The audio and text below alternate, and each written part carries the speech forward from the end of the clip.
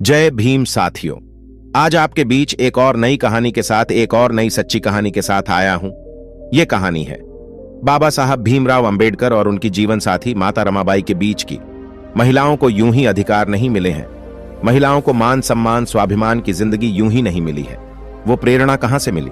तो आपके सामने एक नई कहानी पेश करना चाहता हूं कि आप इस कहानी को पूरा देखें। और यह कहानी नहीं, एक सच्ची है घटना, एक सच्चा घटनाक्रम है जो आपके बीच मैं पेश करने जा रहा हूं। बात उस समय की है जब डॉक्टर भीमराव अंबेडकर देश में रहने वाले तमाम शोषित, वंचित, पीड़ित, दलित, बहुजन और सर्व समाज के मसीहा जब विदेश से अपने लोगों के हक अधिकार मांगकर वापस भारत लौटे। बहुत सारी डिग्रियां प्राप्त करके वापस भारत लौटे। बहुत सारी पढ़ाई पढ़कर जब भारत वापस लौटे तो बाबा साहब की जगह जगह स्वागत समारोह किए जा रहे थे। बाबा साहब के जगह जगह उनके सम्मान के लिए प्रोग्राम किए जा रहे थे।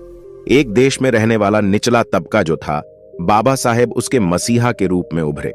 उन दिनों दलितों के सबसे बड़े नेता के रूप में उभरे। और जब बाबा साहब की जगह जगह सम्मान हो रहे थे, जगह जगह स्वागत किए जा रहे थे, तो माता रमाबाई के दिल में भी एक जिज्ञासा पैदा हुई कि साहब का जो सम्मान समारोह है, जो उनका स्वागत समारोह है, मैं भी उनका सम्मान देखने जाऊं। और एक दिन बाबा साहब से उन्होंने बोल दिया कि साहब, मैं भी आपके साथ आपके उन स्वागत प्रोग्राम्स में जाना चाहती हूं, आपके उन सारे समारोह में जाना चाहती हूं जहां आपको सम्मानित किया जाता है। तो बाबा साहब ने उनको मना कर दिया कि नहीं रमा, तुम मेरे साथ नहीं चल सकती हो। और यह बड़े दुख की कहानी है जिसको मैं आपको आगे बताने वाला हूं। आपको पता है क्यों बाबा साहब ने वहां पर जाने से मना कर दिया? नहीं पता होगा, वो वजह आपको आगे पता लगेगी। तो जब बाबा साहब सम्मान समारोह के लिए चले गए, फिर वापस आए, बाबा साहब को एक सम्मान समारोह में एक पगड़ी बांधी गई थी। माता रमा ने बाबा साहब घर आए तो बाबा साहब की वो पगड़ी अपनी अलमारी में रख दी। उसके बाद अगले दिन भी कहीं जाना था। प्रोग्राम लगे हुए थे, स्वागत समारोह लगे हुए थे, बाबा साहब का सम्मान हो रहा था पूरे देश में। क्योंकि बाबा साहब डॉक्टर भीमराव अंबेडकर ने अपने लिए तो दुनिया जीती है, लेकिन बाबा साहब दूसरों के लिए जिए और जीवन भर संघर्षरत रहे। इस देश में रहने वाले जो निचला तबका था, गरीब, शोषित, वंचित, पीड़ित थे, उन लोगों को समान दर्जा देने के लिए उन्होंने अपना पूरा जीवन संघर्ष किया।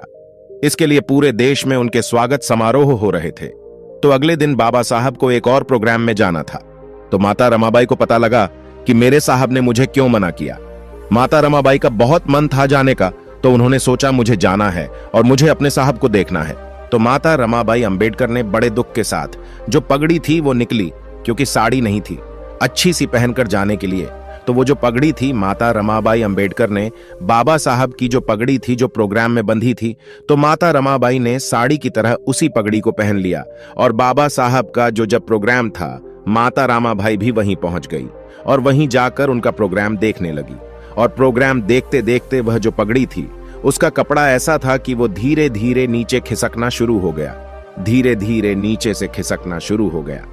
इसी दौरान बाबा साहब की उन पर नजर भी पड़ गई, परंतु बाबा साहब ने वहां पर कुछ नहीं कहा। उस समय बाबा साहब के प्रोग्राम देख के माता रमाबाई के आंखों में आंसू थे। माता रमाबाई बहुत खुश थी, पता है क्यों? क्योंकि जिनको आज पूरा देश नतमस्तक है, जिनको सभी लोग इतने सम्मान के साथ बुला रहे हैं, जिनका स्वागत कर रहे हैं, मैं उनकी जीवन साथी हूं, मैं उनकी धर्म पत्नी हूं। यह मेरे लिए बड़े सम्मान की बात है। आंखों में आंसू थे और यह बात सोचकर, जब क्योंकि पगड़ी थी वो सिमटती चली जा रही थी, वो ऐसा कपड़ा था वो सिमटता चला जा रहा था। तो माता रमाबाई बाबा साहब के आने से पहले घर गई ताकि उन्हें पता न चल सके। उनके आने के बाद बाबा साहब घर आए, लेकिन बाबा साहब ने माता रमाबाई अंबेडकर को मंच से देख लिया था कि दूर कहीं रमा खड़ी हुई है। अब आप समझे बाबा साहब ने क्यों मना किया था?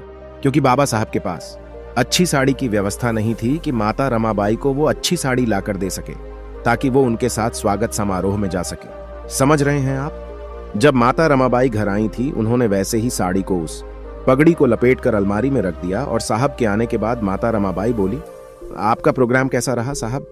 तो बाबा साहब ने बताया कि रमा, मैंने तुम्हें देख लिया था, लेकिन तुम भी अपने आप को कोसती होगी मैं कैसा व्यक्ति हूं। तुम घर में शादी होकर आई हो जो मुझे अच्छी साड़ी लेकर भी नहीं पहना सकता। तो माता रमाबाई अंबेडकर ने कहा कि नहीं साहब, आप जो कर रहे हैं वो एक समाज के लिए कर रहे हैं। आप जो कर रहे हैं वो दबे कुचले, शोषित, वंचित, पीड़ित लोगों के लिए कर रहे हैं। तो मैं ना साड़ी पहनती हूं लेकिन आने वाली तमाम महिलाएं, आने वाली करोड़ों महिलाएं सम्मान के साथ जिंदगी जी सकेंगी, ऐसा मैं समझती हूं। आपके त्याग, आपके समर्पण, आपके बलिदान ने उन सब लोगों को वो सारी चीजें दी हैं जो मुझे नहीं मिल पाई। मैं अपने आप को महसूस करूंगी कि वाकई मैं जो सारी चीजें मुझे नहीं मिल रही है वो मेरी आने वाली बच्चियां पहन रही है। मेरे आने वाली देश में रहने वाली तमाम जो करोड़ों शोषित, वंचित, पीड़ित लोगों के घर में महिलाएं हैं, देश में रहने वाली तमाम समूची महिलाएं हैं, वो सब पहन रही है। तो मैं तो अपने आप को बहुत खुशनसीब मानती हूं साहब कि मैं आपके घर में हूं, मैं आपकी जीवन साथी हूं। अब आप क्या सोच रहे हैं? आज देश में महिलाओं को इतनी सारी चीजें मिल पा रही हैं, इसमें त्याग था माता रमाबाई अंबेडकर का, क्योंकि माता रमाबाई अंबेडकर चाहती तो वो डिमांड कर सकती थी, साहब मुझे तो अच्छी साड़ी चाहिए। अगर माता रमाबाई चाहती तो वो डिमांड कर सकती थी कि मुझे भी एक अच्छे से घर में रहना है। वह चाहती तो वो भी डिमांड कर सकती थी कि मेरे बच्चों को पहले आप सारी चीजों की व्यवस्था करके दीजिए। लेकिन माता रमाबाई ने नहीं कहा। वो कहावत आपने सुनी होगी कि एक कामयाब व्यक्ति के पीछे एक औरत का हाथ होता है। तो बाबा साहब की कामयाबी के पीछे माता रमाबाई उनकी जीवन साथी का हाथ था, क्योंकि शायद अगर वो साथ ना देती तो बाबा साहब टूट जाते। जितनी कठिनाई बाबा साहब के बीच आई, उन कठिनाइयों में उनका हिस्सेदार बनकर माता रमाबाई अंबेडकर खड़ी रही। ये बातें सुनने में बहुत छोटी लगती है, लेकिन जिसके साथ बीती होगी, क्योंकि हमें जो ज्ञान मिलता है वो सारी चीजें हमने देखी नहीं। हम तो कहीं से पढ़ते हैं, आप तक पहुंचाते हैं, लेकिन जो चीजें वाकई हुई होंगी, आप सोचिए कितना पीड़ादायक होगा वो लम्हा। बाबा साहब एक साड़ी की व्यवस्था नहीं कर पाए अपनी धर्मपत्नी के लिए भाई, लेकिन आज हम लोगों को वो सारी चीजें मिल चुकी हैं। देश में रहने वाली तमाम जितनी भी करोड़ों महिलाएं हैं, सबसे कहना चाहूंगा कि आपको इतनी सम्मान की जिंदगी मिली है, उसके लिए माता रमाबाई अंबेडकर ने त्याग, समर्पण, बलिदान दिया है, अपनी ऐशो आराम को ठुकराया है। जब आपको सारी चीजें मिली हैं, लेकिन आज कमाल की बात है कि हम लोग उनका एहसान भूल रहे हैं। आज कमाल की बात है कि हम लोग इनके बलिदान को गलत बताते हैं, उनके लिखे हुए संविधान को भी गलत बताते हैं, उस कॉन्स्टिट्यूशन को भी गलत बताते हैं। देश के सभी समाज से कहना चाहूंगा और खासकर बहुजन समाज से कहना चाहूंगा, आप लोग आज समझ जाइए कि किस तरीके से वो जीवन मिला, किस तरीके से ये मान, सम्मान, स्वाभिमान की जिंदगी मिली। महिलाओं से कहना चाहूंगा कि माता रमाबाई अंबेडकर नहीं होती, क्योंकि अगर वो अच्छी अच्छी चीजों की डिमांड करती है तो बाबा साहब वो सारी चीजें नहीं कर पाते हैं। जिन्होंने आज की बाबा साहब बहुत अच्छा संविधान नहीं लिख पाते, वह पहले तो बहुत अच्छी पढ़ाई नहीं कर पाते। अगर आज रमाबाई का त्याग, समर्पण नहीं होता, लोगों के घरों का काम करती थी। बाबा साहब विदेश में पढ़ते थे, हालत इतनी बुरी थी, प्रताड़ना सहनी पड़ती थी, बच्चों की तबीयत खराब रहती थी, लेकिन उसके बावजूद भी बाबा साहब को परेशान नहीं किया। बाबा साहब की पढ़ाई में वह अड़चन नहीं बनी। तो आप लोग उस त्याग, उस समर्पण और बलिदान को याद रखिए, भूलिए मत। इस कहानी को आप सभी तक पहुंचाने का उद्देश्य सिर्फ इतना था कि हम लोग ना भूलें वो तमाम त्याग, समर्पण, बलिदान जो हमारे लोगों के लिए बाबा साहब ने, उनके परिवार ने किया है। बाबा साहब ने हमारे लिए अपने 4 बच्चों को कुर्बान कर दिया, लेकिन आज मैं गर्व से कहता हूं कि हां, मैं भी बाबा साहब का वंशज हूं, क्योंकि बाबा साहब नहीं होते तो आज मुझे भी मान, सम्मान, स्वाभिमान की जिंदगी नसीब नहीं होती।